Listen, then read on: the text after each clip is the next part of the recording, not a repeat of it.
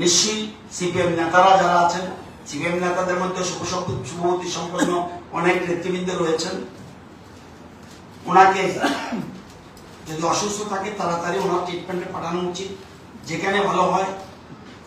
এখানে যদি mental hospital ভালো না থাকে, কোথাও যদি থাকে সেটা ওনারা ঠিক করে একটু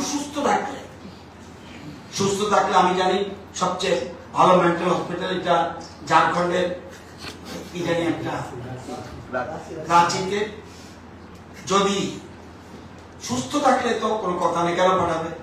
তো সুস্থ থাকলে উনি আজকেই এটার সম্বন্ধে যাদের সম্বন্ধে বলছেন, হেমন্ত বিশ্ব শর্মার কাছে ব্যক্তিগত ক্ষমা চাওয়া উচিত।